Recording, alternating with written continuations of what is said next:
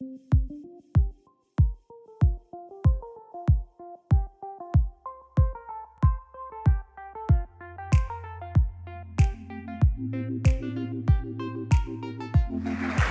buenos días a todos y todas. Un gusto estar acá y es un honor para mí, en serio, moderar esta mesa con tres colegas a los que admiro e invito a pasar a la escena. En esta conversación nos van a acompañar. Pasen, ya nos sentamos. Voy a hacer una brevísima presentación de cada uno, porque son todos muy conocidos. Paula Moreno, presidente de FOPEA. Ustedes saben que ella vive en Esquel. Y dirige esqnotas.com y trabaja en radio y televisión, Canal 4 de Esquel desde hace muchos años, liderando ese mercado. Nos acompaña también Iván Jadrowski, amigo de la casa también, fundador y director hoy de Cenital. Y nuestro querido Marcelo Longobardi. Voy a decir, para presentarlo a Marcelo, algo que se dice muy rápido, pero lo voy a decir despacio. Marcelo lideró la mañana de la radio argentina durante 22 años. Impresionante. Así que gracias. Bueno, y vamos a hablar, sí, de su presente, sobre todo con ese canal de YouTube tan interesante. Hay cosas muy específicas para conversar. Me voy a sentar. En la dinámica lo que vamos a hacer primero, van a hacer unos minutos de una presentación, una introducción, y después sí vamos a conversar sobre volver a las bases, qué significa, y yo le digo cómo llegamos hasta acá, cómo llegamos hasta aquí. Pero largamos primero con las presentaciones. Marcelo, gracias por sumarte a este congreso, te escuchamos con atención. Un placer. ¿Se escucha bien? ¿Seguro? Bueno, hola a todos. Muchas gracias a FOPEA por la invitación. Gracias a todos ustedes también. Estoy muy honrado de estar acá. Y un agradecimiento especial para Denise Rabin, que está allí, que es miembro de FOPEA, de la comisión directiva. Que es más buena de lo que parece.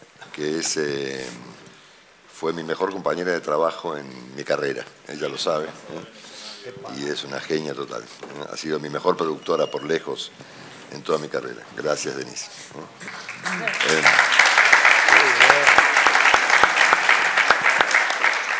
Yo escribo mis presentaciones a mano y después tengo dificultades para leerlas, ¿no?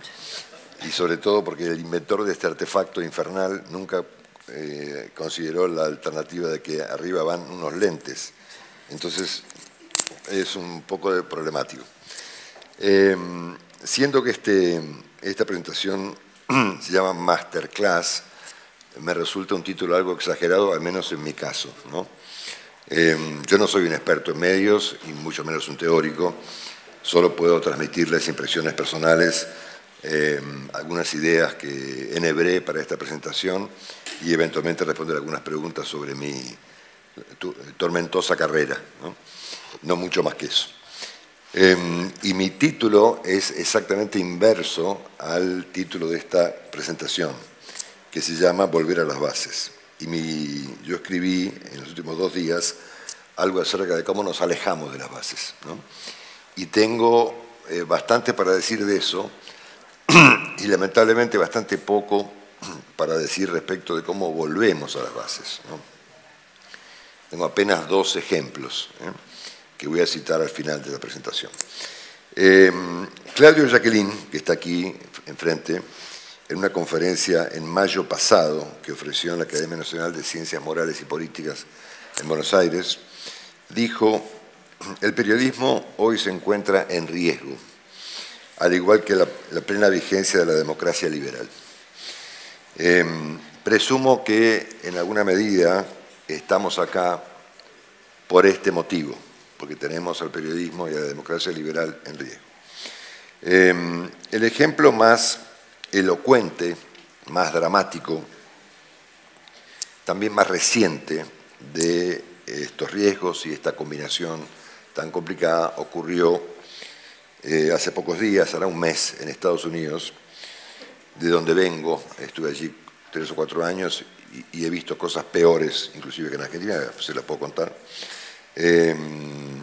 Y que de algún modo confirma esta sentencia de Claudio Jacqueline y le pone obviamente una dimensión global al asunto, ha sido la renuncia argumentando falta de independencia, nada menos que del productor ejecutivo del programa más importante de la historia de la televisión norteamericana, que es 60 Minutos. Bill Owens, que es una suerte de mito viviente, yo creo equivalente a Ben Bradley o cosa por el estilo, renunció a la CBS y a la producción ejecutiva de 60 Minutos, un programa que tiene en la televisión americana 57 años de vigencia, ¿no? No habría habido Watergate si 60 Minutos no tomaba la historia del Washington Post, ¿no es cierto? Esa es la importancia que ha tenido en la historia 60 Minutos.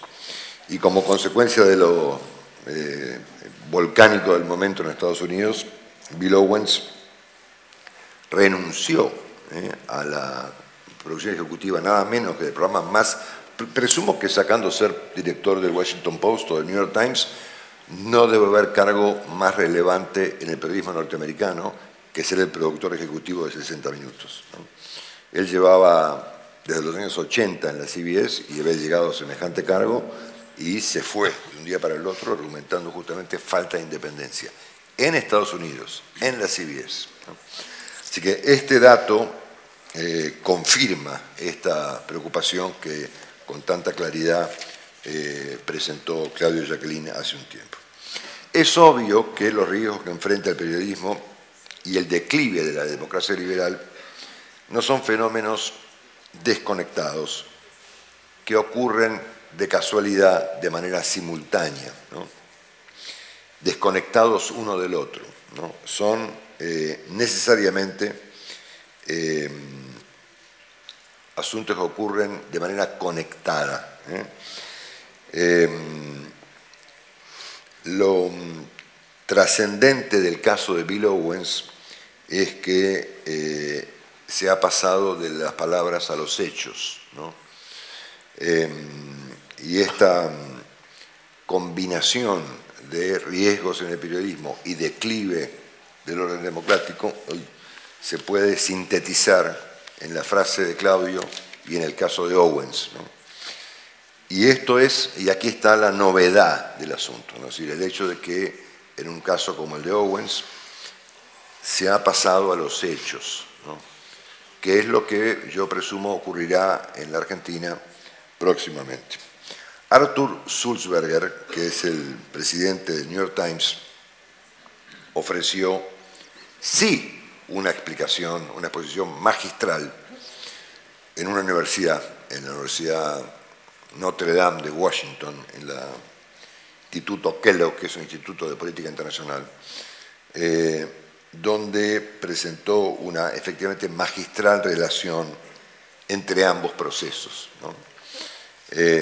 Y los presentó naturalmente de manera indefectiblemente conectada. Dijo, y esta es una presentación extensa que fue publicada completa por el Diario de la Nación hace un tiempo y debiera ser una guía para todos los que estamos interesados en preservar el periodismo profesional. Dijo, hoy vemos la democracia bajo amenaza en todo el mundo y para los aspirantes autócratas uno de sus primeros blancos suele ser la libertad de prensa. Agrego yo, no el señor New York Times. El segundo son las universidades, ¿no? Y Sulzberger cita en ese trabajo excepcional al equipo de político de Víctor Orbán, ¿no? Quien controla, dijo esta persona, quien controla los medios de comunicación de un país, controla la mentalidad de ese país y a través de ella al país mismo. Trump, Orbán, Milei, ¿cierto? Hay una conexión ahí, ¿no?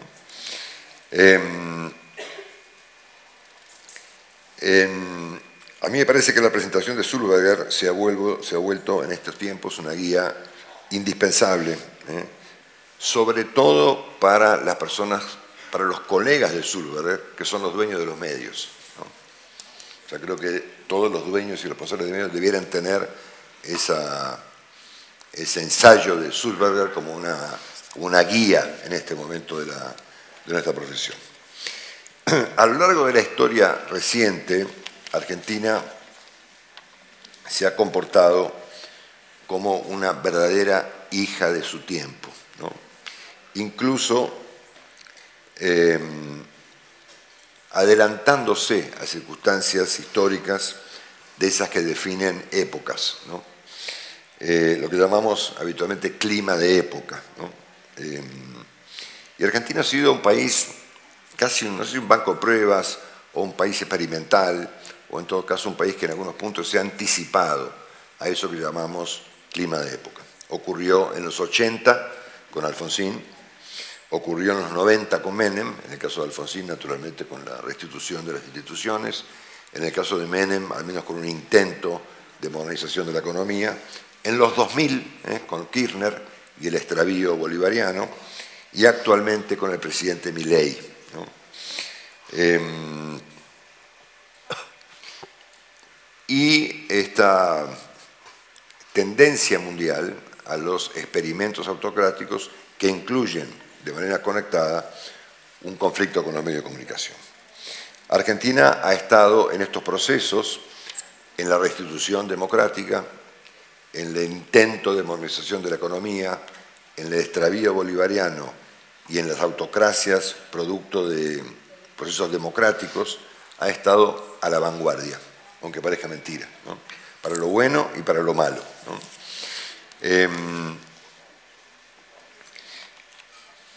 El clima de época que trato de describir se supone que está derivado de una suerte de frustración global, ¿no? Resultado de diversos fenómenos, ¿no?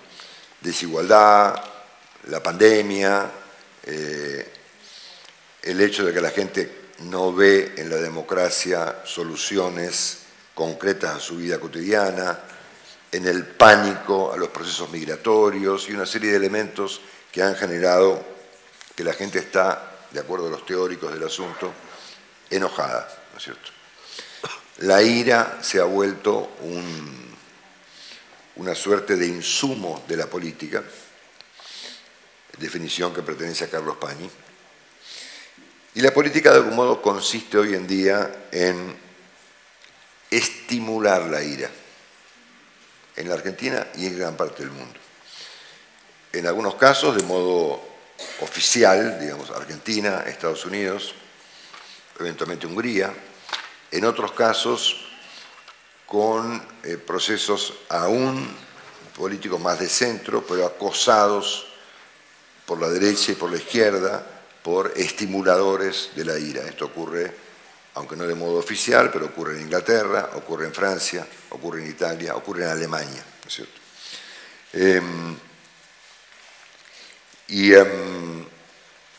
Me parece que esto que Sulzberger ha llamado estrategia antiperiodismo es algo que ocurre en este contexto del clima de época de hoy en día en el mundo, en la Argentina y en el mundo entero. He discutido mucho con Carlos Pañi, privadamente, sobre si Milei simplemente ejecuta un método, ¿no? Y si lo de Milei y lo de Trump es un método o solo un método. Carlos cree que es un método.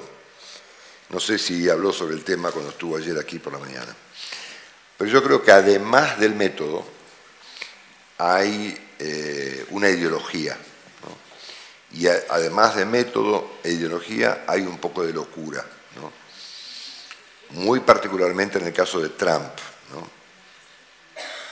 Y acá un poco también, ¿no es cierto? Por lo tanto, tenemos lo que estoy planteando es que hay un conflicto con los medios de comunicación que están en riesgo, que ocurre en un contexto de impulsos autocráticos en el mundo, que esos impulsos de ira son estimulados por los gobiernos, que detrás de eso hay un método, también hay una ideología y también hay algo de locura, y este es el combo que presenta hoy la Argentina y dentro del cual obviamente está nuestra profesión. En el plano de los hechos prácticos, y pasando esta especie de teoría a los hechos, yo haría una pequeña secuencia de episodios que están todos hilvanados uno con el otro y que comienza con el hecho de que en algún momento determinado, y Argentina fue, y aquí vuelvo al clima de época, fue un país precursor en esta materia, la política eligió al periodismo como un rival. En la Argentina ocurrió con Néstor Kirchner, en el Estados Unidos ocurrió con Trump, y ha ocurrido en diversos lugares del mundo, ¿no es cierto? En el caso argentino, llegamos al paroxismo de que Néstor Kirchner creía que una noticia no era el resultado de un hecho, sino a la inversa, ¿no? Que un hecho era el resultado de una publicación. Yo escribí esta especie de teoría en un prólogo que hice con Carlos Pañi, él hizo uno, yo hice otro, de un libro maravilloso, poco leído, que escribió Marcos Novaro en conversaciones con Héctor Manieto, ¿no? Un libro de Manieto que se llama Así lo viví. Así lo viví, exactamente, que tiene dos prólogos, uno de Carlos y uno mío,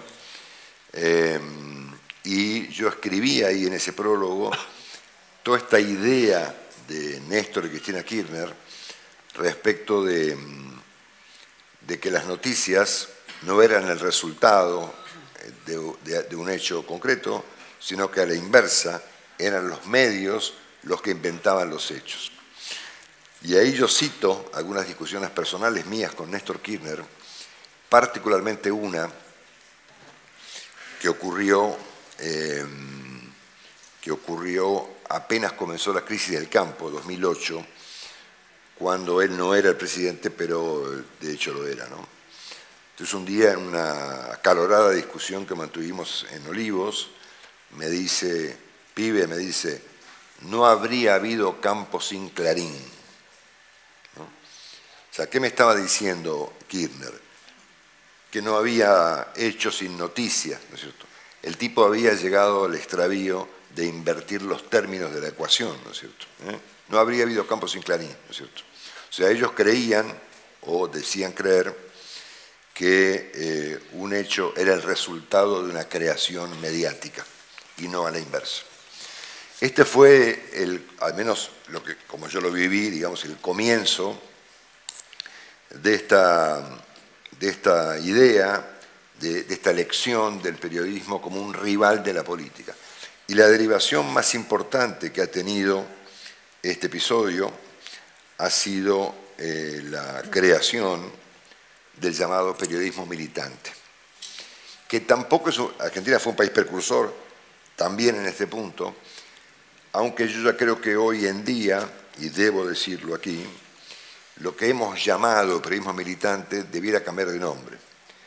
Hay hoy un periodismo que es directamente un actor del poder. O sea, ya no es un grupo de gente que milita desde afuera las ideas de un gobierno, sino que tenemos periodistas que integran el poder, que son parte del problema del poder, de un lado y del otro, que es un fenómeno más complejo, más profundo y más sofisticado que el hecho de militar en la televisión, ¿no es cierto? En Estados Unidos ocurre lo mismo, hay cientos de casos, los dos más visibles son los de Tucker Carlson y Joe Rogan, ¿no? Que son obviamente extraviados militantes de Trump que de algún modo pensaban o piensan como pensaba Kirchner, ¿no es cierto? No hay mucha diferencia. Son aún más conspiranoicos, ¿no es cierto? Pero son bastante parecidos.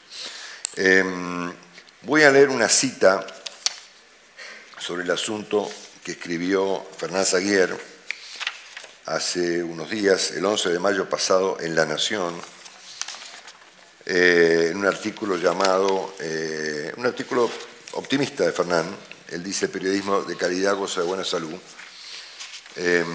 Y en un momento dice, el periodismo militante que nació con el kirchnerismo ya no es un fenómeno que pertenece con exclusividad a ese espacio y desvirtúa nuestra tarea. Lo que está diciendo Fernán acá es tremendo, ¿ok? Mucho más tremendo de lo que creo que él se imaginó cuando lo escribió. Vuelvo.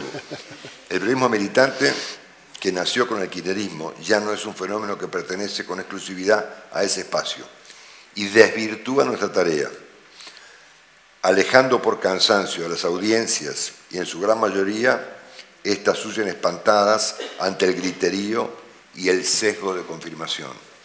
Yo le diría a Fernán que yo no sé si esto es una crítica o una autocrítica. ¿Se entiende lo que digo, no? Porque en su canal pasa esto. Y en gran medida pasa en su canal. Vuelvo. Por lo tanto, tenemos en primer lugar un fenómeno en donde Argentina fue precursor en términos de elegir al periodismo como un rival político y al periodismo que contesta con el periodismo militante, que ya no es militante, sino directamente un actor del poder. Luego vienen 3 episodios relacionados con 3 derivaciones de esto, que están muy bien explicadas en un libro genial que se llama La noticia deseada, de Miguel Viñaski, que son los sesgos de confirmación, la competencia cada vez más desigual entre lo verdadero y lo verosímil, ahí estamos perdidos, y el problema de los algoritmos y las burbujas que nos encierran en submundos, ¿no? En estos 3 puntos que están íntimamente conectados con estos 2 episodios que yo mencioné previamente, la elección del periodismo como un rival y la derivación en el periodismo militante, están los sesgos de confirmación, que son dramáticos, ¿no es cierto? Yo he vivido eso, ¿no es cierto?, en mis programas de radio, ¿no? Por ejemplo, se supone que los oyentes de Radio Mitre eran antikirchneristas, ¿no es cierto? Yo también lo era, naturalmente, ¿no? Y entonces me tocó entrevistar 2 veces al presidente Alberto Fernández, que era el presidente, ¿no? Primera vez como presidente electo y segunda vez como presidente al día siguiente de asumir. Y en ese primer reportaje fue muy trascendente porque él ahí dio su, bueno, disparatada, pero idea al fin, de cuál debía ser el tipo de cambio, ¿no es cierto?, que al día siguiente fue tapa todos los diarios, ¿no? Y el grado de insultos que yo recibí en Radio de los oyentes de la radio por entrevistar al presidente que yo no había elegido, naturalmente, que lo había elegido la gente, fue tremendo, ¿no es cierto? La gente no quiere escuchar lo que no le gusta, ¿no es cierto? Yo viví eso en carne propia. En cuanto al tema de la competencia entre lo verdadero y lo verosímil, estamos perdidos, ¿no? Lo verosímil es mucho más entretenido, mucho más divertido, mucho más atrapante que lo verdadero, ¿no? Y ahí estamos en una competencia muy desigual, ¿no? Y esto ocurre mucho, yo lo vi mucho en Estados Unidos en los últimos 4 años donde estuve, donde la gente común, con cierta formación, cree cualquier cosa que resulte verosímil. Yo contesto públicamente, lo resumo porque es un ejemplo bastante elocuente, ¿no? Yo viví 4 años en Key Biscayne, trabajando para CNN. Entonces, un día voy a abrir una cuenta al Bank of America, probablemente la sucursal de Key Biscayne del Bank of America debe ser la segunda sucursal más próspera de la Florida, después de Palm Beach, ¿no es cierto? Y me atiende el gerente, voy a abrir una cuenta para que CNN me pague el sueldo, ¿no? Y voy recomendado, no me acuerdo, por un amigo, qué sé yo.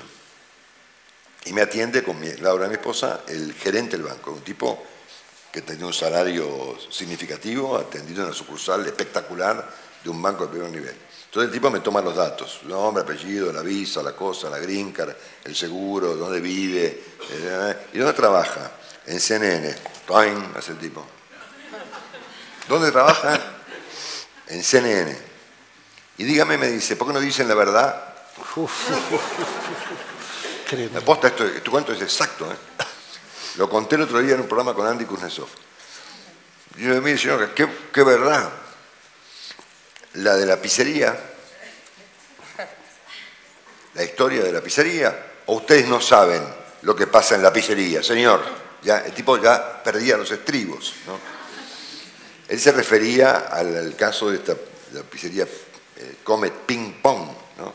Donde los trampistas inventaron que en el sótano se reunían George Soros, Hillary Clinton y Bill Gates para planificar la pedofilia mundial, ¿no? Si ustedes van al libro de Agustín Laje, El globalismo, por ahí anda, no hay mucha diferencia, no hay mucha diferencia. Te abrieron la cuenta, Marcelo. Te abrieron la cuenta igual. Sí. Entonces dije, mire, yo hago la entrevista los domingos a la noche, entrevisto a Maluma, qué sé yo, entrevisto a artistas. No tengo muy claro. Yo quería abrir la cuenta del banco. Pero el tipo estaba indignado. Y efectivamente, un gerente de una sucursal próspera, de un banco importantísimo, en una ciudad como Key Biscayne, creía efectivamente en algo que a él le resultaba verosímil y por lo tanto verdadero. Y por lo tanto estaba dentro de su sesgo, ¿no es cierto? Que efectivamente había unos tipos en una pizzería. Y los temas son muy graves, porque tiempo después de esa tesis fue un sujeto y valió la pizzería con una metralleta, ¿no es cierto? Claro. Sí, bueno. sí. Entonces, esta combinación de sesgos de confirmación, algoritmos y competencia entre lo verdadero y lo verosímil es una combinación muy complicada, ¿no? Donde yo no sé cómo lo vamos a arreglar eso, ¿no es cierto? Después tenemos otro problema más que ocurre además, y ahora voy a mostrar la primera imagen, en el peor momento, es decir, en este momento en donde la gente está enojada, los gobiernos estimulan la ira y estimulan la ira contra los medios y demás. Ahora voy a explicar qué es esto. El modelo de negocios que financia a los medios de comunicación y al periodismo mundial está en dificultades muy serias. Este es un trabajo que yo preparé, ahí dice 2022, pero es un error, es 2023. Esto yo lo hice cuando me tocó dar mi primer conferencia como miembro de la Academia Nacional de Periodismo. Si hay alguien de la Academia acá, por ahí lo debe recordar. Que me pidió Joaquín Morales Solá que yo explique cómo estaban los medios en Estados Unidos. Yo estaba en ese momento en Estados Unidos. Entonces se me ocurrió pedirle a unos chicos de una universidad que me hagan un universo, ¿no es cierto? Un universo desde el punto de vista económico de cómo están los medios hoy en Estados Unidos, ¿no? Y el resultado fue este, ¿no? Ustedes ahí pueden ver a Apple TV, pueden ver a Amazon TV, pueden ver a Alphabet, a Meta, Comcast. Se llega a ver Disney, ¿no es cierto? Pero encuentren a Warner, o a la NBC, ¿no es cierto? Es más, tuvimos con los chicos, esto lo hice con unos chicos en la universidad y con Marcos Álvarez, que era corresponsal de TN en Miami y ahora trabaja para la NBC, para Telemundo en Miami. Tuvimos que modificar algunas proporciones porque Discovery Warner no me entraba. Si yo tenía que ponerlo en comparación contra el tamaño de Alphabet, de Meta, de Comcast, de Amazon, de Microsoft y de Apple TV, ¿no es cierto? Esto es y esto debe estar un poquito más agravado hoy en día, esto tiene 2 años, ¿no? Esto es cómo se reparte la plata, ¿no es cierto? Es tremendo, ¿no es cierto? O sea que la crisis que está ocurriendo entre la democracia y los medios está ocurriendo en este contexto financiero, para los medios tradicionales, que con excepciones, por ejemplo el New York Times, que vive de una innumerable montaña de suscripciones, esto ha generado una situación muy dramática para los medios de comunicación. Por lo tanto, a los problemas que yo he mencionado hay que agregarle los problemas de cómo se reparte la publicidad y cómo los medios sufren situaciones financieras muy importantes. Y a esto hay que agregarle otro fenómeno, aún más complicado todavía, y que yo lo viví personalmente en CNN, y que está ocurriendo con muchos grupos de medios o con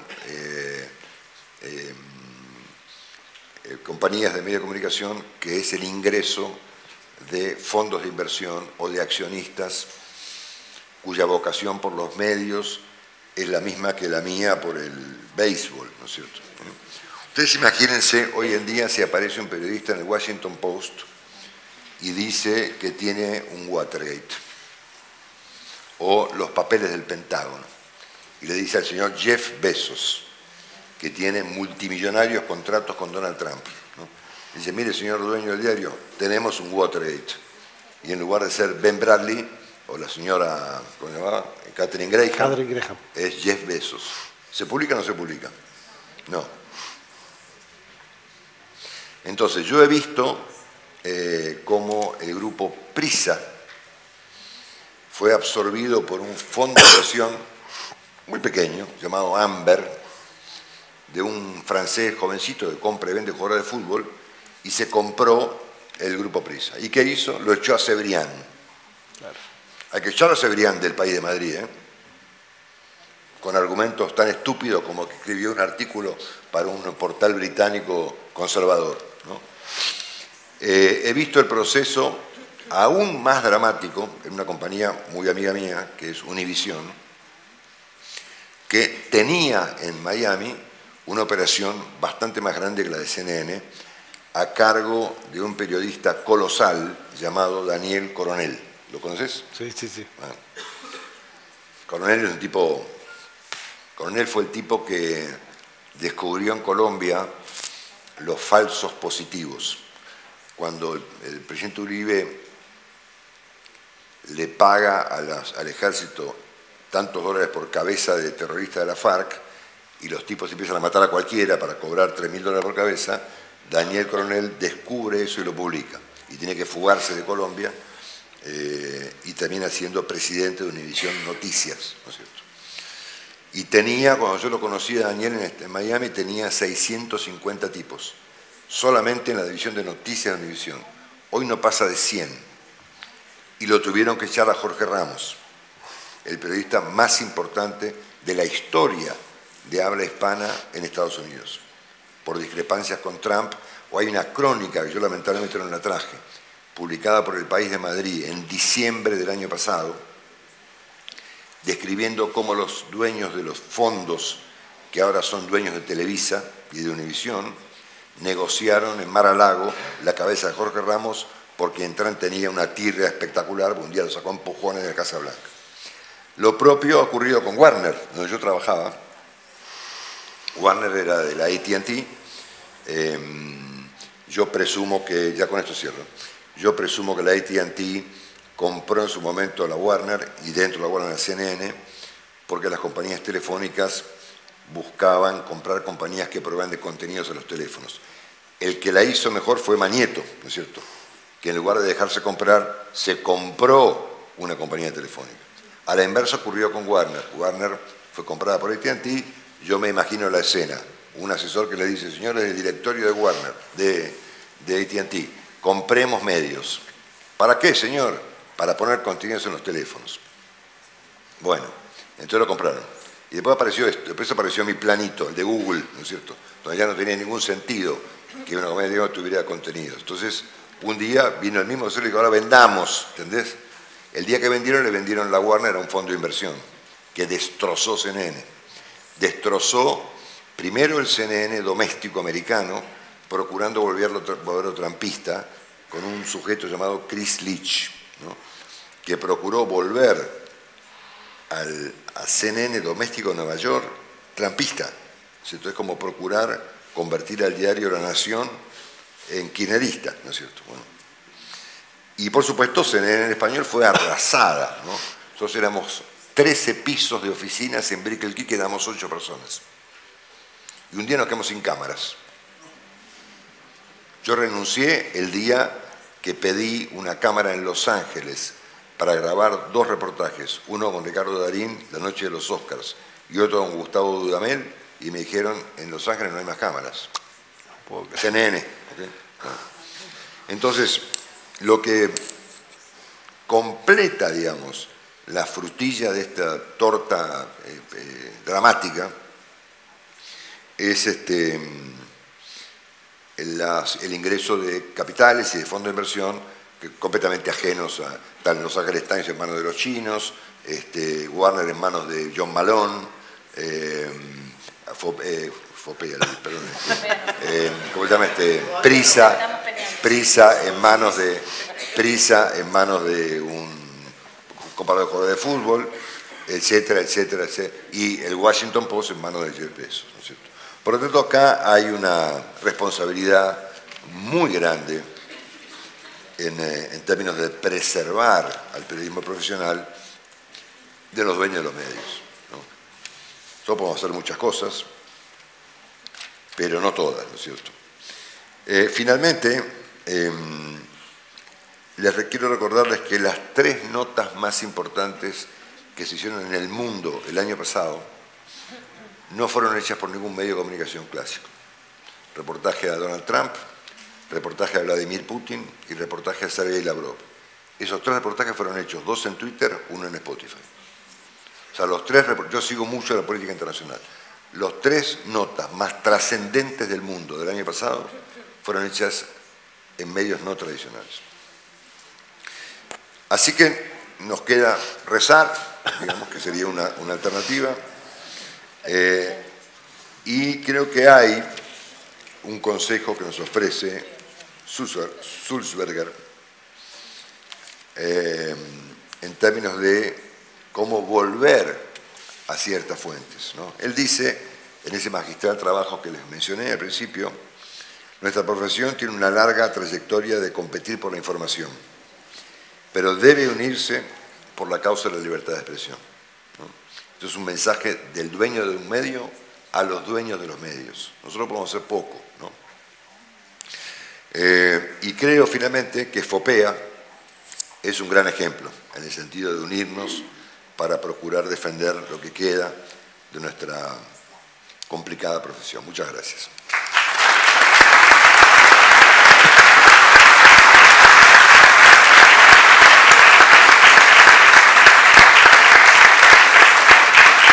Gracias. Muchísimas gracias, Marcelo, por esta cruda pero nítida postal de lo que estamos viviendo.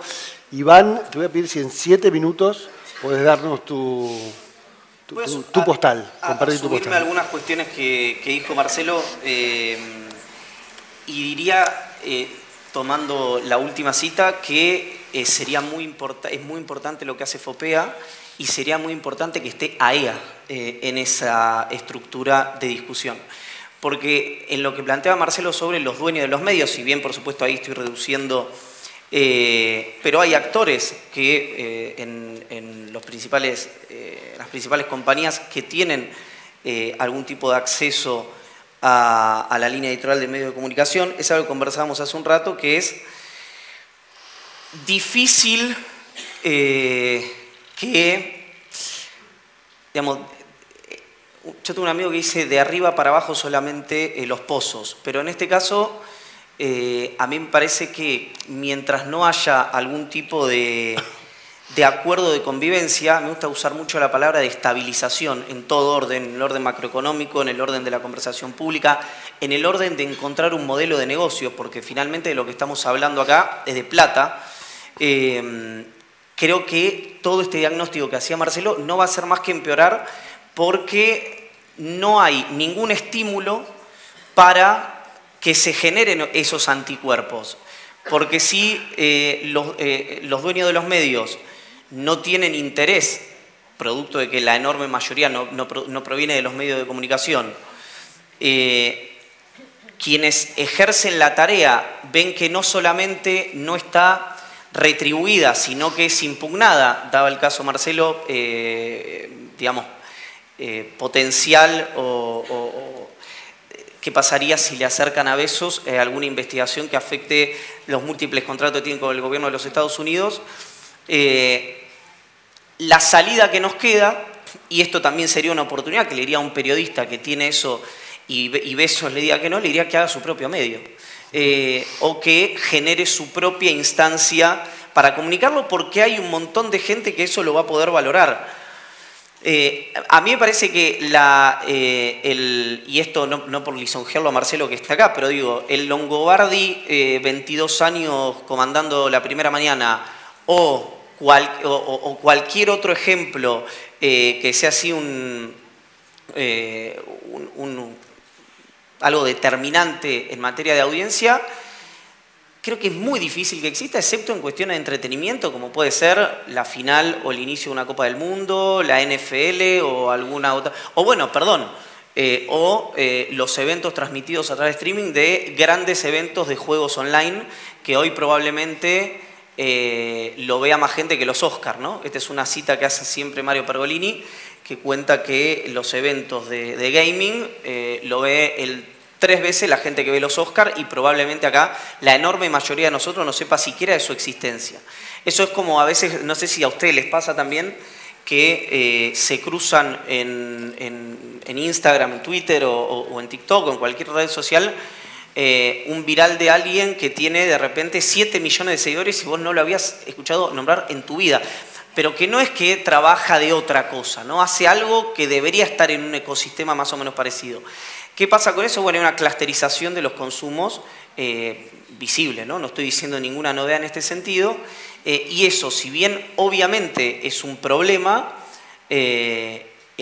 frente al problema, yo creo que para los que son creyentes solo queda rezar, como decía Marcelo.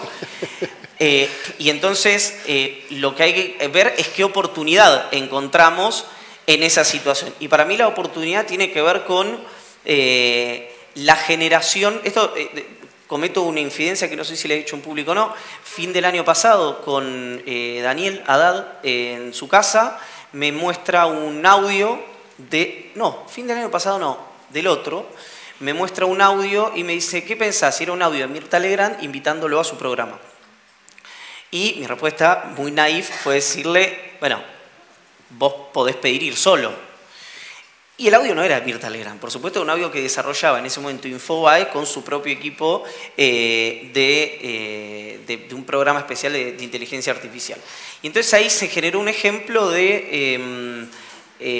bueno, varios ejemplos, entre ellos el más visible, que es el tema de los locutores, ¿no? Es decir, vos hoy, con un desarrollo muy fácil, incluso podrías, no creo que por una módica suma, Marcelo, si no yo lo negocio, pero comprarle los derechos de la voz a Marcelo Longobardi, y que Marcelo Longobardi, si dejara en algún momento de trabajar, sea el locutor de la radio de cualquiera de nosotros, comprándole el derecho de la voz y generando, a través de un prompt muy sencillo, cada media hora, la voz de Marcelo presentando las noticias. Y ese Marcelo, que es una beta de negocio, no viaja, no se enferma, no tiene otra tarea, etcétera, etcétera, etcétera. Y esto puede sonar muy descarnado, y lo es porque es un peligro para todos, en este caso especialmente para los locutores, pero es una realidad que es difícil pensar que tenga vuelta atrás, ¿no? Y en ese marco ocurre para esto, y ocurre también para los periodistas. Hoy el diferencial que nosotros todavía podemos generar, además de, digo el diferencial que mi sensación, por lo que he hablado, el caso de Daniel, en algún momento en algún foro con Martín Migoya o con el propio Mario Pergolini, por ahora, si uno piensa de acá a 10 años, es la información. Es decir, un desarrollo no va a poder hablar con Néstor Kirchner, con Javier Milei o con cualquiera y generar un contenido a partir de eso.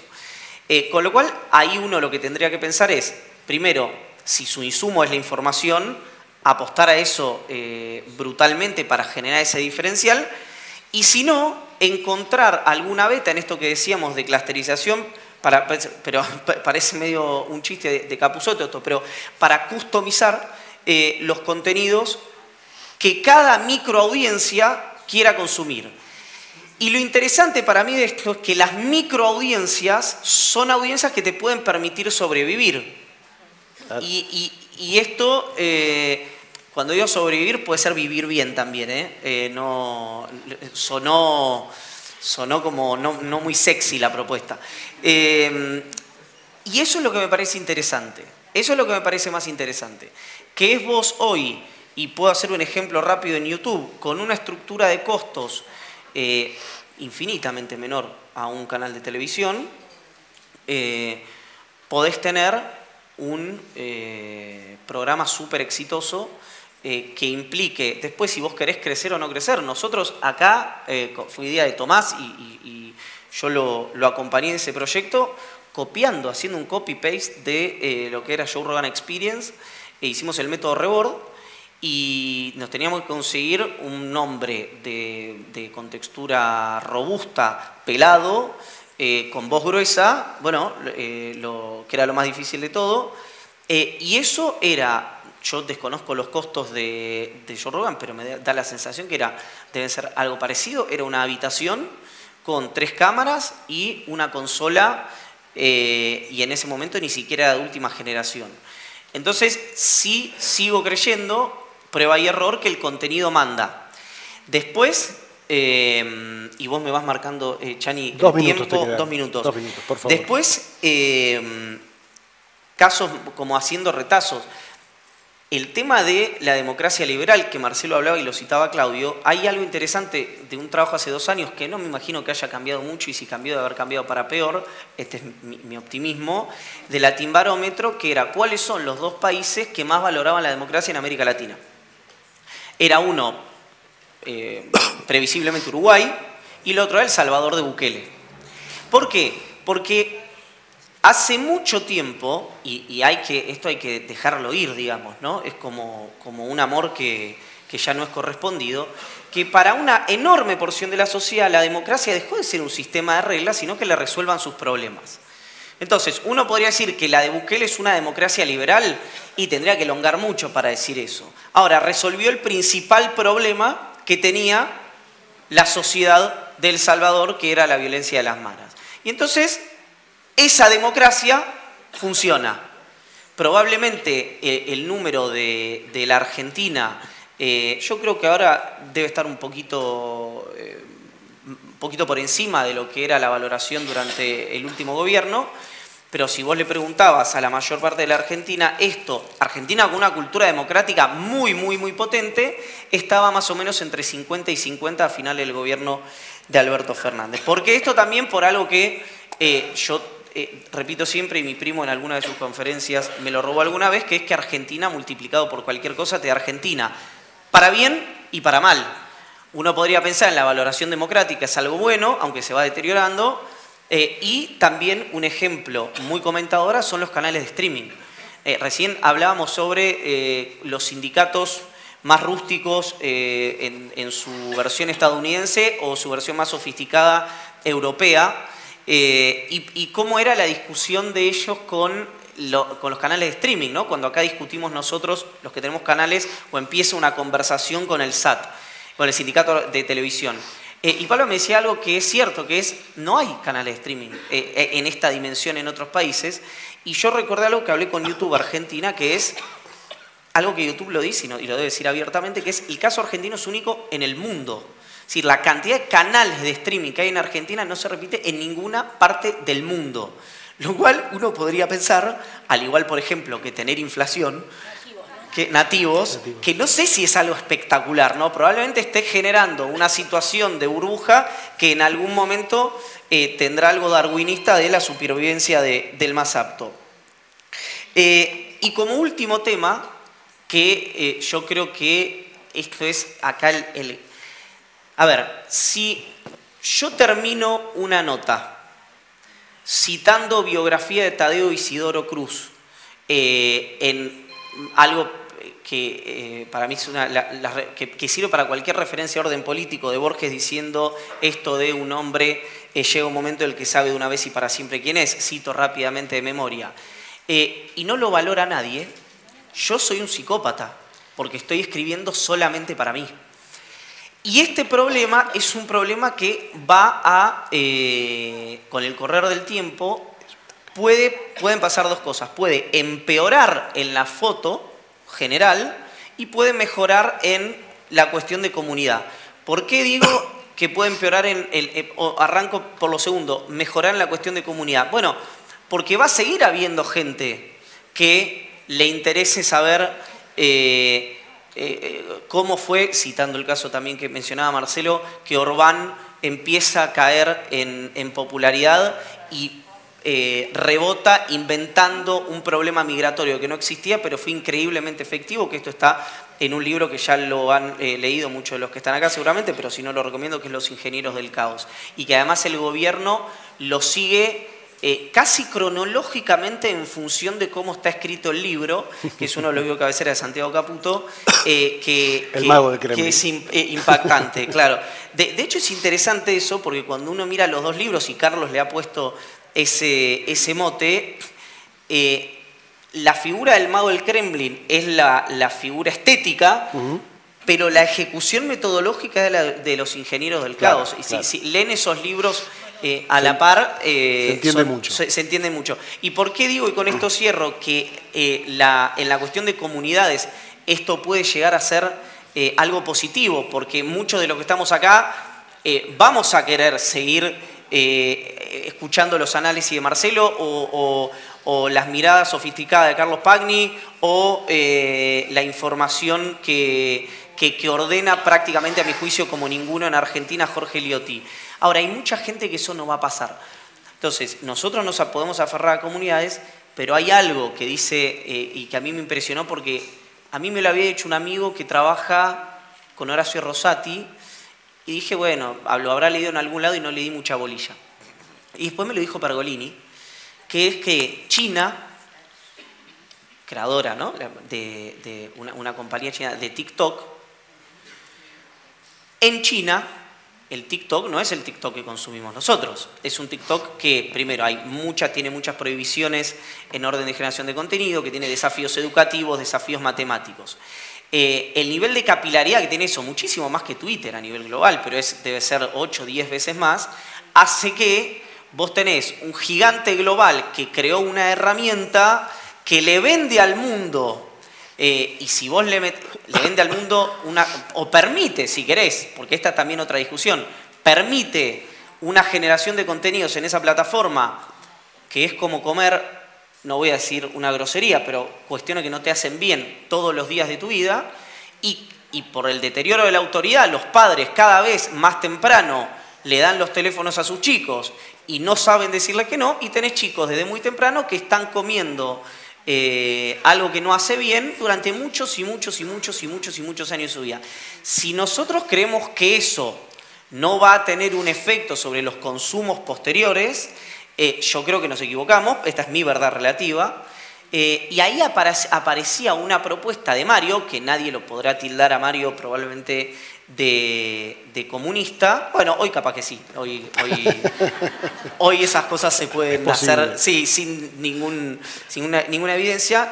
Y él decía, yo soy pro libertad, yo soy pro mercado, yo soy pro... Ahora, si tengo un competidor que hace esto, ¿yo qué hago? ¿Dejo que este problema persista para siempre o lo abordo de alguna manera? Está la palabra maldita, la bestia negra de regulación que nadie quiere decir, pero mientras nosotros no querramos dar algún tipo de discusión sobre cuestiones que yo no sé si la regulación, no tengo la minoría de esto para Policymaker, no para mí, el problema va a persistir, y ahí tenés dos escuelas, y esto de veras cierro, que es el gran ejemplo para mí, que fue cuando Jack Dorsey, cuando era dueño de Twitter, antes que lo comprara Musk, le levanta la cuenta a Trump luego o durante la toma del Capitolio. Que uno podría decir, ¿está bien esto o no está bien? Bueno, podría decir, esta charla con Daniel Haddad me dice, es una empresa privada que hizo lo que quiso respecto a sus propias administraciones de compliance, de libertad de expresión, de lo que sea. Ahí tenés un ejemplo, ¿no? Una compañía privada que sin intervención estatal tomó la decisión de sacarle la palabra de su plataforma, que es mucho más que Netflix, no es que le sacó la cuenta de Netflix, al presidente entonces de los Estados Unidos, con quien supongo que no hará falta que yo lo diga, en ese momento no se había comportado de una manera democrática. Y después tenés el otro ejemplo, que es el de Jack Ma, el dueño de Alibaba, que lanzó sin preguntarle al Estado chino una línea de créditos blanda, y se habían, todo esto obviamente en volúmenes chinos, ¿no?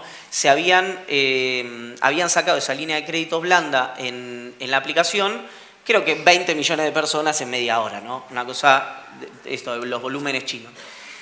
Pero no lo había consultado. El hombre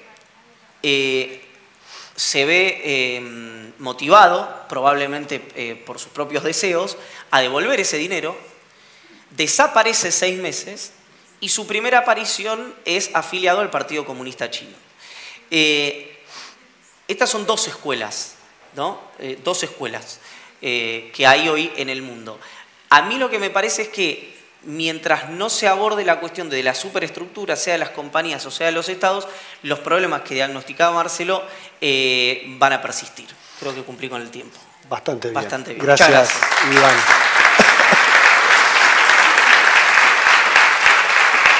Bueno, quiero contarles que hasta ayer a la noche Paula estaba sin voz, casi sin voz. Así que la hemos dispensado de la introducción, pero sí tengo una pregunta para ti. Marcelo e Iván creo que hicieron una descripción bastante precisa y detallada de dónde estamos hoy. Pero si miramos la foto de hace 15 años, bueno, al comparar, en esa película vamos a ver un montón de cambios. Paula, ¿cuáles crees vos que son los 2 o 3 cambios que verdaderamente han modificado y han afectado el ejercicio del periodismo? Bueno, espero que... A ver hasta dónde llegamos con la voz. No le vamos a poner empeño. Yo creo que el primer punto de lo que se perdió en estos 15, 20 años, te diría, es el lugar simbólico del periodismo en la sociedad, como gran tema. Definitivamente el periodismo aparecía hasta ese momento como el espacio de revelación de los temas, de mi custodia, digamos, de los temas que me importan, de lo que significa transparencia, claridad, investigación. Me parece que ese vínculo es lo primero que se rompió, esa imagen social. Hoy el periodismo aparece como asociado a algún espacio de poder, para algunos la casta, que también definamos casta, pero o perteneciente a algún aparato, ¿no? Entonces, ahí creo que hay varias cuestiones para analizar. Y no lo hago, no lo imagino, no lo pienso honestamente, solo desde el lugar de victimización. Me parece que hay una afuera que le importa el periodismo más de lo que dice y por eso lo ataca, porque el periodismo sigue ocupando un lugar. Yo tengo una mirada, la verdad que soy una usina de contradicciones. Por una parte, esto del periodismo, hoy hablamos del libro de Gross, ¿no? Sobre la muerte del periodismo. El fin del periodismo, sí, la muerte del periodismo. Un periodista español que vale la pena leer. Y la verdad es que allí se plantea esta situación que de alguna manera fue en una línea marcando también Marcelo, sobre dónde estamos parados en la credibilidad general, cuál es la realidad de los medios para sostener, cuál es la realidad de los periodistas adentro de esos medios, cuál es el lugar del poder para intentar hacer uso de ese espacio. Yo sigo creyendo en el primero como título general otra vez, periodismo. Creo que a lo largo de esta historia, y llegamos acá también, en la mira del poder y en la desconfianza de parte de la sociedad, porque definitivamente no hemos hecho las cosas bien. Yo sí voy a defender la frase, el título, tenemos que volver a las bases porque nos fuimos de ahí. Entonces, acercarnos a, en definitiva, ya no, ni siquiera sé si, les comparto todas mis contradicciones hoy, ni siquiera sé si hablar solo de audiencias. Yo creo que acercarnos a la ciudadanía es lo que en definitiva no necesitamos. ¿Y por qué ciudadanía? Porque tenemos que recuperar esa imagen del periodismo como barra de equilibrio en un momento en el que todo parece un caos, y lo es. Nosotros trabajamos hoy, Fernando presentaba el trabajo de monitoreo. A mí me gustaría contarles también sobre lo que nosotros vamos registrando en el país, porque hay algunas cuestiones que, a pesar de que tenemos un país muy diverso, son transversales. Hay un tema que no podemos no mencionar, Marcelo lo hizo muy bien, que tiene que ver con el financiamiento de los medios. La realidad es que el modelo de negocios tradicional colapsó, entonces hay toda una necesidad de reformular de reformular el modo de financiación de los medios y de reformular el ejercicio periodístico en esos medios, preservando periodismo. Entonces, ¿cómo lo hacemos? La realidad es que los periodistas están hoy trabajando con una gran sobrecarga, sin tiempo ni recursos para investigar, base, esencia de nuestro trabajo, esencia, y no estoy hablando de Panama Papers, ni de Hugo Alconadamón. Estoy hablando de lugares donde es posible investigar pequeñas historias muy reveladoras y con incidencia para sus comunidades, que seguramente podrían tener también incidencia en la modificación de las decisiones, o no, pero por lo menos en las decisiones meditadas. La realidad es que hoy tenemos medios de comunicación en muchos casos con muy poco interés periodístico desde la cabeza, digo desde la conducción, muchos como lubricantes de otros negocios y muchos viendo cómo subsisten. Y en este último tramo hay una gran porción, y les pido otra vez cada vez que digo esto que imaginen el mapa nacional. Y ahí aparece el tema, por una parte, de las pautas publicitarias oficiales y la fuerte incidencia en los contenidos editoriales. Aparece la incidencia de pauta desde otros grupos de poder y la imposibilidad de diversificar. Volviendo, también al ruido digital, esta situación de caos general y de desinformación estructural es bastante difícil de combatir. No quiero usar términos bélicos porque parece que son los que están de moda y no quiero subirme al tren, pero ni la trinchera, ni la batalla, ni el combate, aunque hay que dar la discusión. Vamos a plantearlo en estos términos. Demos debates, demos discusiones, más que combates. Pero sí hay una enorme... A veces cuando hablamos con colegas de las provincias nos dicen hay una necesidad de privilegiar el impacto para que esto rinda. Y a mí me asusta mucho la palabra necesidad en ese contexto. Siento que estamos arrastrados, que parecía que la única forma de competir es desde ese lugar. De todas maneras, vamos con el costado optimista, antes de que se me vaya del todo la voz. Yo creo que en la Argentina hay buen periodismo. Hay muy buen periodismo, hay muy buenos periodistas. Hay calidad informativa, hay mucha valentía en lugares más pequeños, de media escala y en las grandes ciudades. Y creo que nos atacan porque el periodismo sigue siendo muy importante. Porque el buen periodismo ocupa aún en el imaginario del poder la barra de equilibrio. Porque en definitiva, como bien dijo uno de los conductores próximos al presidente Milei, lo peligroso es lo del medio. La derecha sabe dónde está, la izquierda sabe dónde está. Los extremos tienen su lugar. El periodismo crítico está ahí, en ese centro, va y viene. A veces puede tener una mirada coincidiendo con argumentos de un lado y a veces del otro, pero es más impredecible, es más difícil de anticiparse a dónde va. Porque lo que tiene como base es definitivamente el chequeo, el dato. Y a veces el dato nunca tiene ideología, es dato. Y le puede gustar más, el dato manejado es ideología. El dato controlado es ideología. Ideología, lo planteo en términos de uso partidario. Tampoco voy a criticar las ideologías, a las que respeto enormemente. Nos atacan porque somos importantes. Y yo les quiero contar un mínimo episodio, con esto cierro.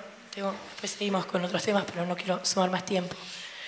El año pasado, en una entrevista en el programa de Marcelo, que me hizo a propósito de un episodio muy fuerte que tuvimos con FOPEA, cuando quiero decirles honestamente que con el monitoreo se trabaja realmente 24/7, con un equipo maravilloso de monitores en todo el país que vale la pena destacar porque lo hacen, es un trabajo voluntario y hay que estar en terreno reportando los ataques, porque al que reportaste lo cruzás en un rato en el supermercado. Y después nosotros, la comisión de monitoreo, analiza si hay caso o no y vemos cómo intervenimos. Entonces, el año pasado, cuando hubo un intento de matriculación compulsiva y salimos a cuestionar ese tema, fuimos FOPEA como organización, digo, después algunos de nosotros también, pero FOPEA como organización fue muy castigada. Y debo decirles que costó acomodarse en ese lugar, porque nosotros no somos enemigos de nadie y además nos resistimos a meternos en ese terreno. Porque además el periodismo no debe ser enemigo de nadie y debe mantener distancia con algunos que hasta se acercan para hacerse amigos, digo, ¿no? Es parte. La tensión con el poder debe estar. No está mal que haya tensión con el poder. Tiene que estar. El punto es el agravio, la violencia. En aquel momento y en aquel contexto nosotros empezamos a observar una mirada muy dirigida a FOPEA, que luego después quedó muy clara, ¿no? Y hubo una situación en una plaza con un militante libertario que nos cuestionaron, fue un ataque sistemático, nosotros después lo determinamos y de hecho hicimos una denuncia por hostigamiento a la justicia que aún está en trámite.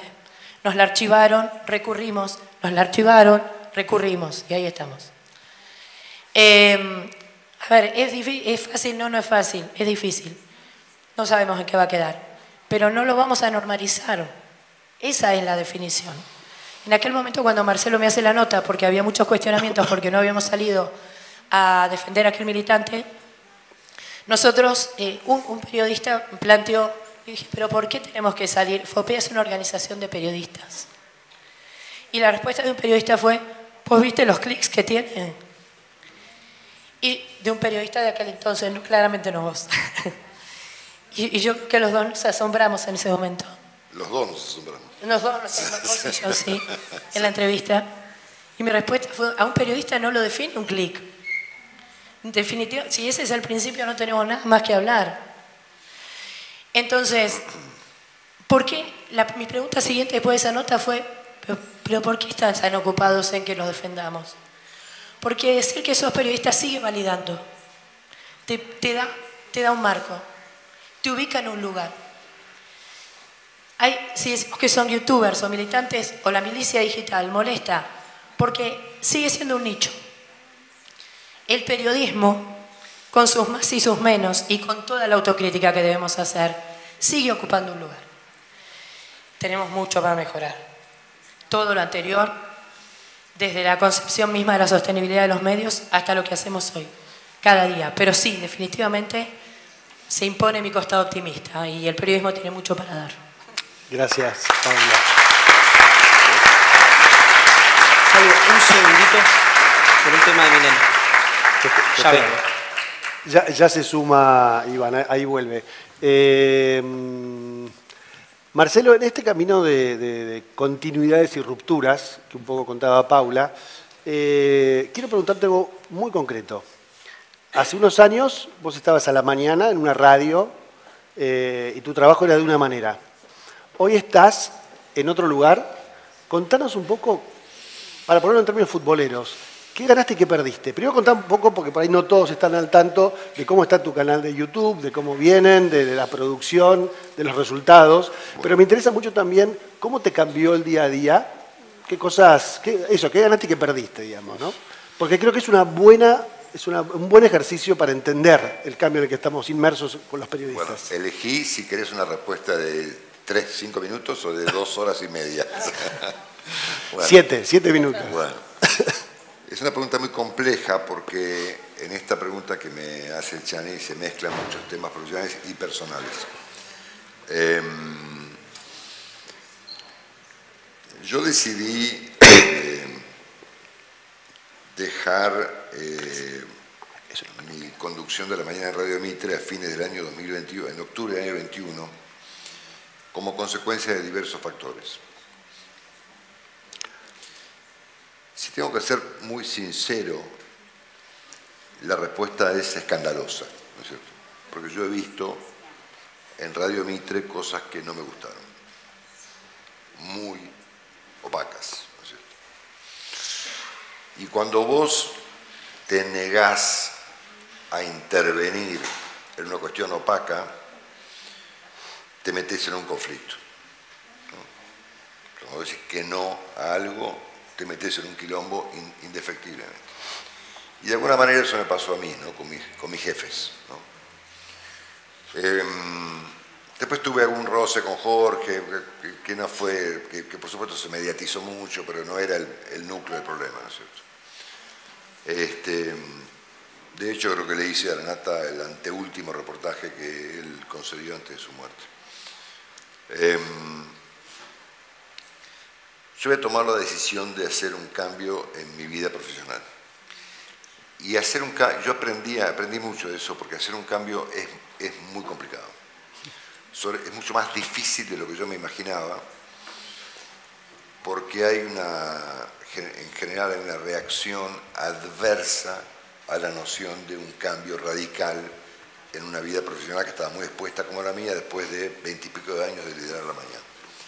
Tal vez yo regulé mal ahí un poquito la situación porque la gente se enojó conmigo como consecuencia de mi retiro de la radio de la mañana.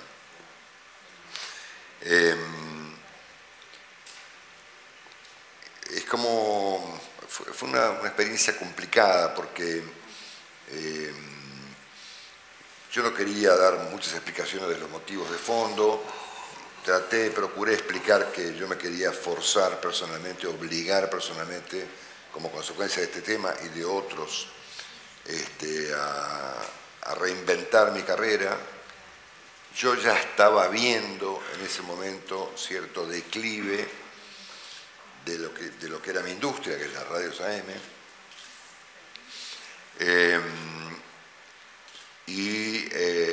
y tenía un proyecto de trabajar afuera de la Argentina durante un tiempo.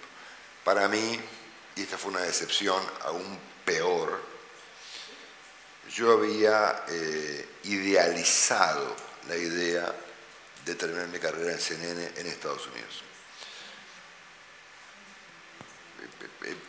Probablemente por razones mucho más personales que profesionales. Como yo he contado alguna vez, yo no terminé el colegio secundario, ¿no es cierto? Entonces, para mí terminar conduciendo el prime time de CNN a las 9 noches en Estados Unidos era un logro que jamás había pensado llegar, ¿no es cierto?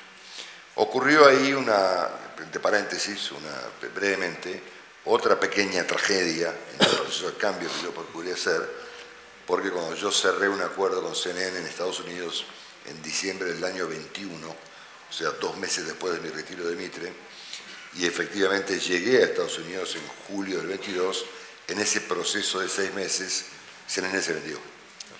Y a mí nadie me lo dijo, ¿no es cierto? Y cuando llegué me encontré el primer día con que Jeff Zucker, lo he visto nombrar naturalmente, Denise, el presidente de CNN del mundo, el día que yo aterricé lo echaron, con una operación muy sucia, ¿no?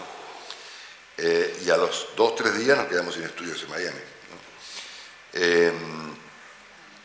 Entonces, con el paso del tiempo, me vi forzado, no tuve más remedio, que retroceder en mi proceso de cambio y volver a Radio Rivadavia, donde tuve una experiencia muy mala, ¿no es cierto? O sea, que de ningún modo podía comparar con los mejores años de Radio 10 y con los mejores años de Radio Mitre, ¿no es cierto? Y que terminó como tenía que terminar, pésimo, ¿no es cierto? Pero yo venía pensando en el tema de YouTube desde hacía bastante tiempo, como consecuencia de varios factores. Primero porque yo vi que todos mis colegas en Estados Unidos, con los que yo tenía relación, con algunos más, con otros menos, estaban todos yéndose a YouTube. Jaime Bailey, primero de todos, que es mi amigo y mi vecino en Estados Unidos. Hoy Jaime tiene mucho más repercusión en YouTube que en lo poco que ya hace en Mega TV, que era un canal extraordinario hace 5 años y está totalmente destartalado. Una cosa penosa ir a Mega TV. Saben que en Miami hay 4 canales importantes: CNN, casi no existe más, Univisión, Telemundo y Mega TV. Mega TV era hace un tiempo algo parecido a lo que hoy es Canal 13. Vos entrabas en Mega TV, no sé si alguna vez fueron, bueno, una cosa impresionante, ¿no? De la cantidad de gente, la tecnología, los edificios, ¿no? De una familia Alarcón, ¿no? Unos cubanos. Yo estuve ahí en varios programas y era realmente impresionante impresionante estar dentro del canal. La última vez que fui, que fue en abril del año pasado, y voy en vivo a un programa de Jaime Bailey. Jaime nos invitó un día a mí y al día siguiente a Jorge Ramos. Bueno, yo hacía como 2 años que no iba a Mega TV, ¿no? Entonces Jaime me dice, cuando llegues a la puerta del canal avísame. Bueno, le digo, cuando llego te aviso. Yo presumía que era porque, como ocurre realmente con los programas en vivo, el conductor quiere saber si su único invitado llegó, ¿no es cierto? Por las dudas. Entonces llego y le digo, Jaime, llegué. Bueno, espérame, me dice, espérame afuera. Y el que te abre la puerta del parking es Jaime Bailey. Porque no hay nadie en Mega TV, ¿no es cierto? Que mide 2 cuadras de una autopista en Hialeah, ¿no es cierto? Y había 4 personas en todo el canal, una cosa penosa. Entonces yo venía viendo este proceso, viendo como Jaime, Patricia Yañot, que fue compañera mía en CNN y que fue una estrella de Univisión posteriormente, el propio Daniel Coronel y otras, bueno, ahora Jorge Ramos, todos a YouTube, ¿no es cierto? ¿Y cómo Entonces, Marcelo, cómo es hoy tu experiencia con el canal? Que me parece súper interesante que la compartas. Entonces, yo empecé a hacer unas pruebas el año pasado a propósito de un episodio que lo cuento súper breve. Me quedan unos minutos. Nos queda, ese es el panel. Me renovaron. En un momento determinado, cuando me voy de CNN, empiezo a discutir con Univisión, pasarme a Univisión. Y en un almuerzo con Jorge Ramos y con Daniel Coronel, me dice, ¿sabes qué? Me dice, olvídate, ¿por qué no te vas a YouTube? Como yo, me dice Daniel.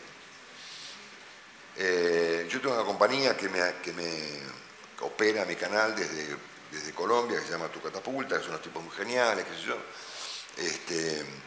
Y yo tengo un ingreso de tantos dólares mensuales, como consecuencia de sponsors y visualizaciones, y era un proyecto interesantísimo. Yo empecé a mirar a Daniel, a seguir sus consejos, empecé a hacer algunas pruebas el año pasado, hasta que me resolví a hacer mi canal, por el momento solamente para mí. Se va a sumar Willy dentro de poquito y haremos algunas otras cosas más. Y monté un pequeño estudio en mi casa, ofreciendo la mayor calidad posible de imagen, creo que lo conseguimos. Me parece que la calidad es parte del contenido. Y empezamos haciendo comentarios míos a la mañana y algunos reportajes que están muy enfocados en los temas que me importan a mí. Es decir, yo ahí, dentro de mi canal, soy totalmente libre. Me doy el gusto de hablar 1 hora y media con Pilar Requena o con Steven Forti. Y yo le pasé un cosito, ¿cómo se llama? Una placa a Estamos Denise, acá, la tenemos acá. Que nos pasó, no esta semana que pasó, sino la anterior, ¿no? Que de repente nos encontramos con que en una semana, esto es un misterio, ¿okay? Así como nos va fenómeno, mañana nos puede ir pésimo, ¿no? Tuvimos 1.013.000 vistas. 1.013.000 vistas en una semana. Yo jamás pensé ver un número semejante. Esto es Google Research, esto es los datos que nos pasa en la propia YouTube. ¿No YouTube. Bueno, por supuesto que yo no puedo mantener 1 millón de vistas a la semana, pero a mí se me ocurrió, siendo que todavía tengo mucho la cabeza en los medios tradicionales, todavía no terminé de desenchufar, yo he visto cómo las radios, en donde yo intervine durante tantos años, empezaron a pasarse al streaming, ¿no es cierto? Es decir, a transmitir por YouTube en vivo programas de radio cuyos formatos pertenecen a la época de Juan Carlos Mareco. ¿No es muy bueno, es así. Yo fui productor de Radio Mitre en los años 80 con Neusta Di Mareco. Y hoy se hace algo parecido, pero peor que eso, porque ya no está Mareco, ¿no es cierto? Bueno. Entonces, a mí se me ocurrió, en mi proceso de cambio, que no sé dónde va a terminar,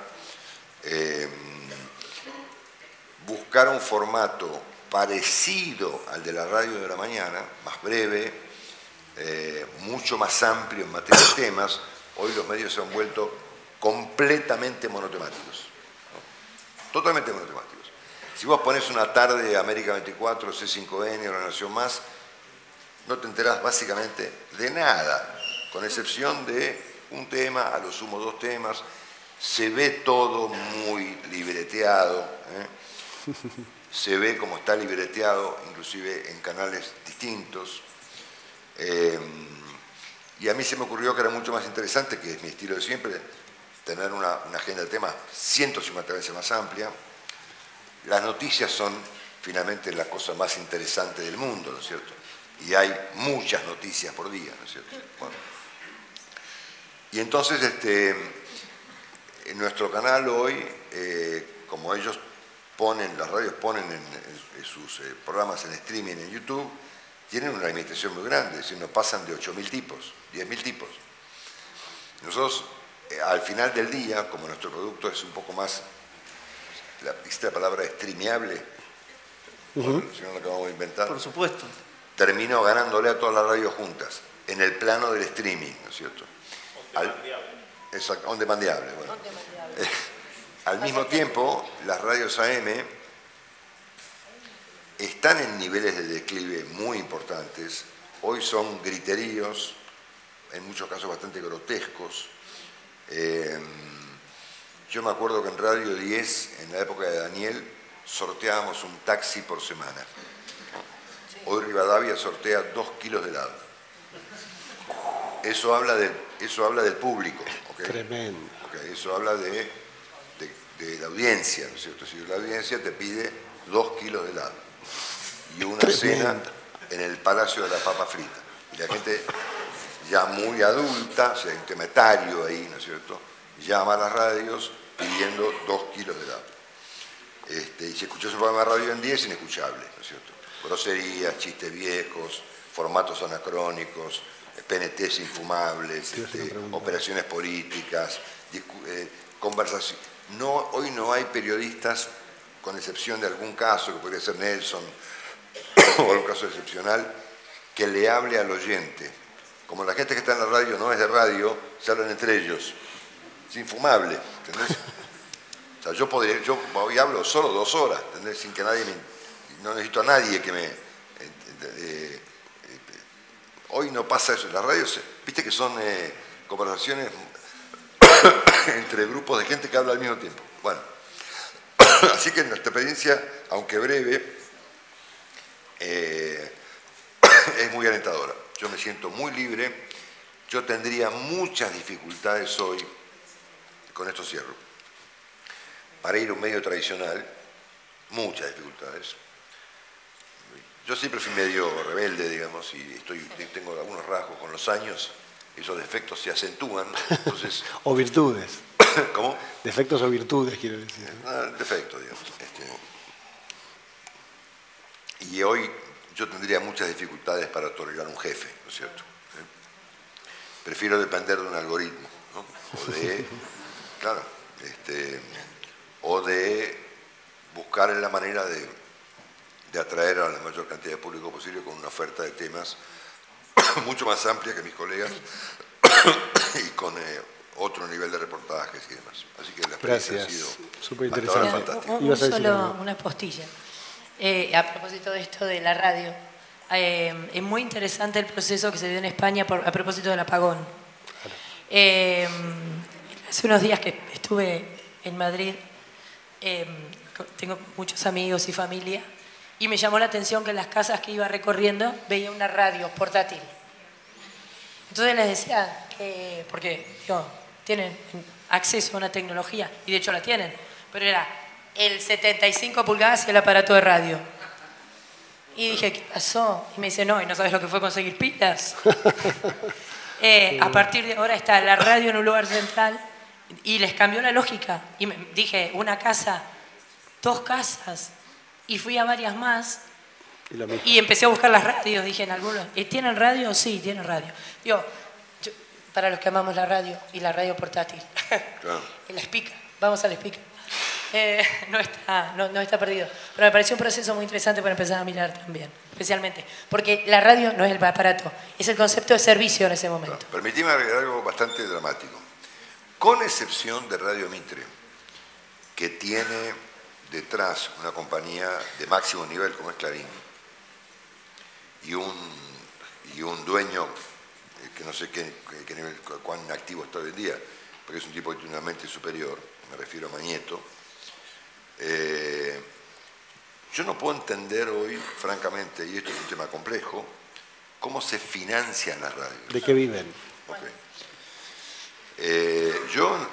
A ver, Jorge Lanata y yo transmitimos durante toda la pandemia y posteriormente a la pandemia con T-Lines desde nuestras casas. Una T-Line es un aparatito que mide, no sé si viste una vez, Iván, sí, sí. Una cosita así. Jorge tenía una que costaba $700, ¿no? Y yo me compré una que vale 4.000, ¿no? Que equivale a un rack de equipos equivalente a toda esa pared. Claro. Y vos ves hoy en día una radio, yo entraba arriba y decía, acá hay 400 tipos. ¿Quién paga esto? A ver, entonces, ahí vuelve el tema de la interferencia de la política en los medios, ¿no es cierto? La única radio que yo entiendo es financiable por su facturación, por su nivel de audiencia, que aunque declinó, lo mantiene. Y por tener un grupo de la magnitud de Clarín detrás es Radio Mitre. Pero esto es incomprensible, es completamente incomprensible, ¿no? Y eso tiene patas cortas, digamos, ¿no? Entonces yo veo a las radios AM en un fenómeno declinante, ¿no? Por diversas razones, entre ellas financieras, ¿no?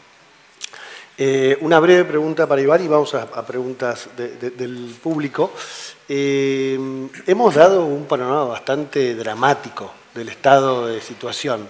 Y acá está lleno de periodistas. Sí. Y no queremos que abandonen las carreras de periodismo, todo lo contrario. Con lo cual la pregunta es muy concreta. ¿Cuál es el lado luminoso? ¿Por qué vos hacés periodismo? ¿Por qué vale la pena hacer periodismo? Bueno, en principio yo me sentía muy representado con lo que decía Marcelo, de que cuando vos generás tu propio espacio, si querés, yo estuve hablando, poniendo un ejemplo más catastral, poquito tiempo antes de que salía a cotizar en Nasdaq con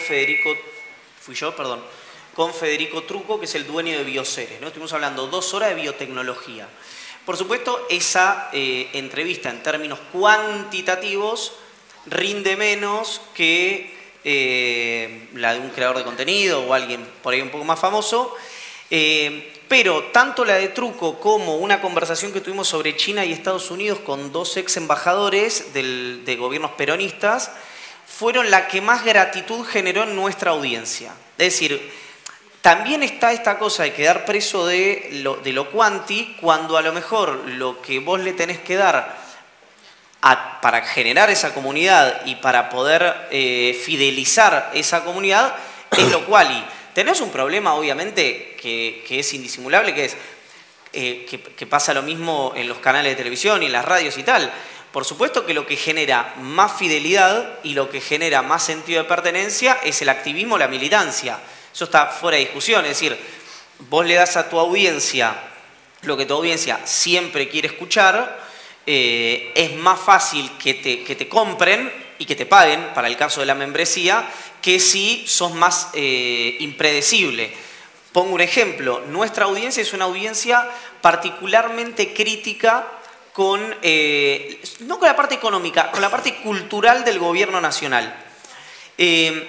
Uno de los problemas de los momentos de caída de suscripciones que nosotros tuvimos más importante en el último año tuvo que ver con alguna reflexión mía vinculada a que tal vez que Argentina no tenía un problema cultural, sino que tenía un problema macroeconómico cuando se fue Alberto Fernández de su gobierno, y que lo que había que atacar era principalmente eso y no cuestiones que a mí me parecían de orden secundario. Ahora, el medio sigue, tuvimos una mini crisis, el medio sigue, y la gente que se queda, lo digo esto en términos de audiencia, la educás.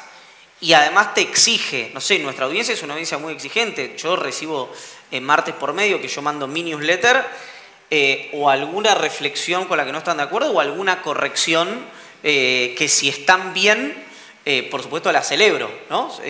Porque tenés, es decir, una audiencia más sofisticada. Ahora, a veces nos confundimos, si uno ve el chat de YouTube, y nosotros hacemos un programa en el que está Gabriel Sued, que trabajaba en La Nación, ahora está en Futurock. Está Maya Jastrzeblaski, que está en La Nación, y está Manu Jove, que está en Todo Noticias, y estoy yo. Ese es un programa nuestro semanal. El chat de ese programa parece el patio de un penal. Vos lo ves y decís, ¿qué es todo este medio? ¿No? ¿Qué les pasó en la vida? Ahora, son 50 personas peleándose contra 5.000 que están mirando en vivo y 60.000 que lo vieron on demand. Entonces también la idea de que los nichos ruidosos tampoco te seten, porque por esto es muy importante la gente de producto y de métricas para ver si efectivamente esa es la mayoría o es un porcentaje menor. Ahora, también sí hay algo y hay que convivir con esto, y me voy a poner a mí para no dañar a nadie que esté aquí, pero hay mucha gente, y mucha gente tal vez es 50 y 50, puede ser coyuntural y que esto es una carrera de resistencia y no de velocidad, ¿no? Y por eso también hay que estar tranquilos en ese sentido y tener la mano firme en el volante. Pero para la cual la palabra del Gordo Dan, lo mencionaron antes acá, vale más que la mía. Pero no solamente vale más que la mía en términos de impacto y de valoración porque dice algo con lo que un montón de gente está más de acuerdo con lo que puedo decir yo. En materia de información, es decir, hay un montón de gente que puede leer... Le cree más. Exactamente, algo que diga, y estamos hablando suponiendo que algo que no sea cierto, si es cierto el ejemplo no tiene gracia, algo que diga en defensa, en este caso del gobierno, que sí hay un planteo crítico que puedo hacer yo, y con eso hay que saber convivir, porque la diferencia, me parece, entre, hoy por lo menos, entre Dan y Joe Rogan, es simplemente su éxito, digamos, ¿no? No hay otra diferencia en ese sentido. Y por último, y esto sí, un ejemplo doy, también seamos buenos con que los grandes, hablemos de nosotros, ¿no? Esto no es generación espontánea. No es que hacíamos la televisión argentina y el periodismo argentino a 60 minutos y de repente es esto. La generación espontánea no existe y hoy vos tenés, por ejemplo, y esto no me parece un dato menor, al principal empresario de los Estados Unidos y al principal empresario de la Argentina teniendo el mismo lenguaje que tiene un troll sin identificación en Twitter. Estas cosas yo tampoco creo que sean gratis porque son aspiracionales y generan sentido. Tengo que decir que nunca moderé un panel tan disciplinado, pero salió súper interesante, porque te pregunté sobre el lado luminoso de la profesión y por qué vale la pena hacer periodismo. Pero yo arranqué con eso, que es, genera mucha satisfacción, te permite no embrutecerte, bueno. Si lo haces, estamos hablando de periodismo como lo entendemos, ¿no? Exacto. Es decir, no sé, yo creo que puede haber varios periodistas que... A mí me costaría un periodista que haya leído, qué sé yo, cuando empezó a trabajar menos de 50 libros, ¿no? A los 20, 22, 24 años. Por decir un número cualquiera. Te permite no embrutecerte, que es fundamental. Te mantiene muy alerta con las cuestiones que están pasando no solamente acá, sino en el mundo. Todo esto, repito, si lo haces a conciencia y profesionalmente, te permite conectarte con gente súper interesante. Súper interesante. Es decir, la idea de poder hablar con, qué sé yo, tengo 2 millones de ejemplos. Para una persona como yo, que no viene ni de una familia acaudalada, ni tuvo un sponsor, ni tuvo un padrino, ni lo que sea, solamente tiene que ver con una tarea más o menos aceptable para la audiencia del periodismo. Y eso creo que sigue ocurriendo. Es decir, la gente que a nosotros nos interesa escuchar sigue eligiendo interlocutores que tienen algún tipo de posibilidad de conversación, de credibilidad y de sofisticación. Tenemos una pregunta, y solo para una pregunta, ¿no? ¿Solo una? Uy, mirá. Sí. Hola. Buenas tardes a todos, María Olivera de Catamarca. Esta pregunta es principalmente para Iván y para Marcelo, que son los que están ejerciendo este formato streaming o en YouTube. Estamos en un momento donde se democratizó muchísimo. Pregunta, Tuki. Bien, Se democratizó muchísimo el contenido y hay mucha gente haciendo entrevistas y periodismo en Twitch o YouTube. ¿Qué tips o qué puntos ustedes proponen para que como periodistas realmente de proceso, digamos, y de formación, nos podamos diferenciar en cuanto al valor del contenido? Gracias, muy linda pregunta. ¿Querés arrancar, Marcelo? Arranco.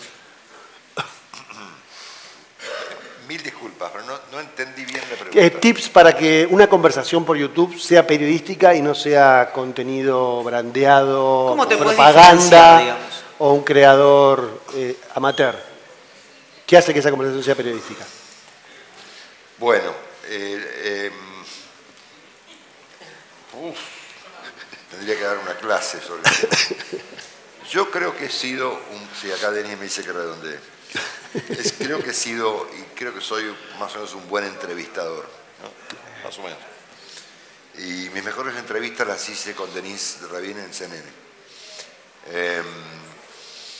Y yo aprendí con Denise, yo venía muy formateado, digamos, con el reportaje virulento, con la pregunta, con esa cosa, yo le voy a preguntar al ministro tal cosa y lo voy a hacer renunciar. Todos veníamos como de la época de Berbisky, de la nata. Entonces yo aprendí con Denise a abrir la cabeza, ¿no? Abrir la cabeza por completo, ¿no? Entonces cuando me encontré en manos de alguien en quien confiar, en este caso fue Denise, resolví ponerme en sus manos y abrir mi cabeza a temas, personajes, experiencias nuevas, ¿no? Yo jamás me imaginé en un reportaje en televisión haciendo cosas que hice en CNN si no hubiera sido por el hecho de que yo abrí mucho mi cabeza después de años de hacer entrevistas políticas en la televisión argentina o en el cable o en la radio a propósito de la sociedad que tuve con Denise Rabin en términos de crear reportajes. Tuvimos nominaciones a los Emmys, ganamos un montón de premios. Bueno, creo que un buen consejo es abrir la cabeza, ¿no es cierto? De todas maneras, creo que una cosa es ser un periodista de profesión cuyo trabajo pasó a estar en YouTube o en una red social, y otra cosa es no ser un periodista que actúa en YouTube. Son cosas distintas, es una cosa medio problemática porque hoy en día hay una discusión sobre qué demonio es un periodista, ¿no es cierto? Okay. Es verdad. Yo sigo creyendo que un periodista es un periodista de profesión, ¿no? ¿Qué tipo de demonio? Exactamente. Y hoy vemos que, al menos en el caso de YouTube, hay cualquier cosa menos periodistas que mucha gente podrá imaginar que son periodistas. Yo miro mucho, por ejemplo, es una experiencia alucinante ver los canales prorrusos en España. ¿Una vez vieron eso? Es una cosa que no se puede creer. Hay una montaña de tipos que parecen periodistas, que tienen estudios que parecen de la NBC o de Fox, y que son unos tipos bancados por Putin, que se dedican a insultar a Zelensky y a decir cualquier cosa, y está lleno, y tienen muchísimos seguidores, ¿no? Entonces, guarda que una cosa es ser un periodista cuyo trabajo cambió de lugar, y otra cosa es hacer cualquier cosa política, ¿no es cierto?, o cualquier cosa que no sea periodismo a través de las redes sociales. Son cosas distintas. Gracias, Marcelo. Iván, tus 2 o 3 recomendaciones para hacer conversaciones periodísticas en YouTube. La primera, sos público. Primero sos público. Eso, una vez una charla con Martín Piroyansky en un asado, que él es un guionista, director y tal, le dije, yo escribo para un nicho o hablo para un nicho, ¿cómo haces vos que tenés que vender tickets? Y me dijo, yo primero soy público, hago algo que me guste a mí. Segundo, en esto que decía Marcelo, abrir la cabeza, tratar de pensar fuera de la caja de verdad. Yo pongo un ejemplo, no por la autorreferencia, pero sí porque fue algo que chiquitito pero que funcionó. cuando hicimos el método, cuando a Tomás se le ocurre hacer el método Rebord, todo en YouTube era rápido. Había pocas cosas que es una entrevista sin edición ni límite de tiempo. Que vos decís, che, esto es antialgorítmico. Si se está pidiendo algo que sea súper veloz y vos hacés conversaciones de más de 3 horas. Bueno, en ese sentido, una para mí va de la mano de la otra. Vos sos público, ¿qué te gustaría ver? Y no necesariamente, por supuesto, estás haciendo YouTube, no vas a poner la pantalla en negro y vas a hablar a través de un micrófono, porque eso por supuesto no tendría sentido. Pero con la herramienta, tratar de utilizarla como un aliado y no que te secuestre el algoritmo. Y el tercer punto a mí me parece ese, ¿no? Que es, yo sé lo que me haría que me vea más gente de la que me veo. Es decir, si yo todos los domingos en mis entrevistas pusiera a gente que grita, insulta y se mete en la vida personal de tal o cual, por supuesto vería más gente que la conversación con Federico Trucco o con X. Entonces, pero yo tengo un objetivo y una idea que era una construcción de comunidad. No era cuantitativo, sino que, o mejor dicho, que lo cuantitativo tenía que estar atado al cualitativo porque A más B me iba a dar C. Entonces, esas 3 cosas, para ser muy breve, me parece que es algo por lo cual arrancar y tratar de tener, es caro lo que te voy a decir, así que tendría que ser al principio, tendría que ser alguien que esté comprometido con el proyecto, pero alguien que sepa leer audiencias, que sepa leer números, no solamente que los tenga, sino que, bueno, ¿qué me dicen estos números? Que repito, este famoso rol de métricas de producto que es tan demandado, tan caro, lógicamente caro, y escaso en los medios de comunicación. ¿Todo bien? Muy bien, perfecto. Excelente de los 3. Creo que arrancamos haciendo un diagnóstico crudo de dónde estamos y cómo llegamos hasta aquí. Y terminamos hablando de periodismo, que en este escenario espero que a todos nos sirva para renovar nuestra vocación. Iván, Paula, Marcelo, muchísimas gracias. Muchas gracias.